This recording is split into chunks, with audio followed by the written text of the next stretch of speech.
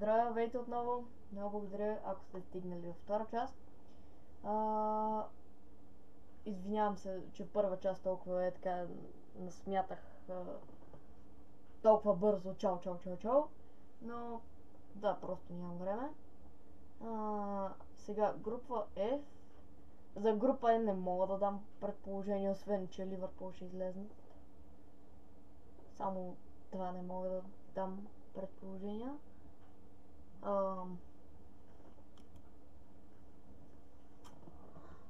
Група F. Вилереал, Рен. Това, значи, при малко знаех как се казва.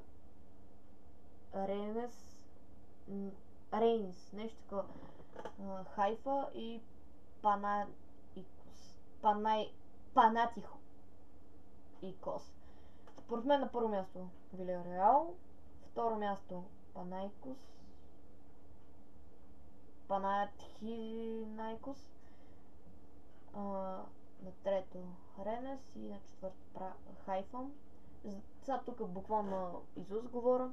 Знам Вилереал, съм сигурен, че ще завършат на първо. Но се чуя дали...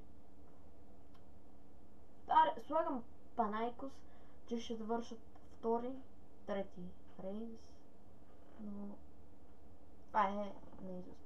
За група G е най-лесната за Рома. Рома първи. Второ място Славия Праха. Първо да прочета групата. Рома, Славия Праха, Шериф и Сервет, не знам. Първо място Рома, второ Славия Праха, трето Шериф и четвърто Сервете. Не знам.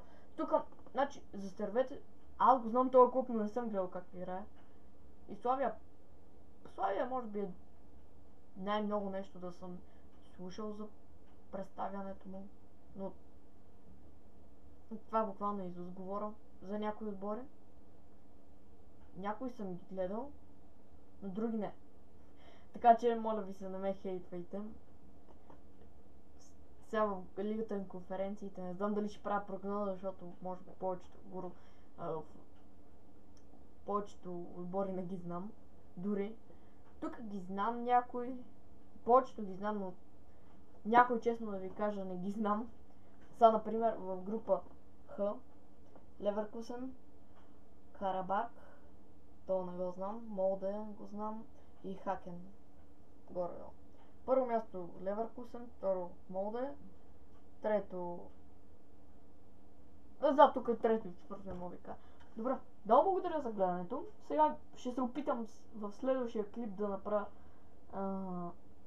и прогноза за лига на конференциите, но нищо не обещавам, че ще ми е вярно. Но много благодаря и чао! Ако искате си последете миналото видео, което беше 2 части бяха. Прогноза за Шампионската лига, за групата на Шампионската лига. И много благодаря, че изгледахте видеята и чао! До следващия път.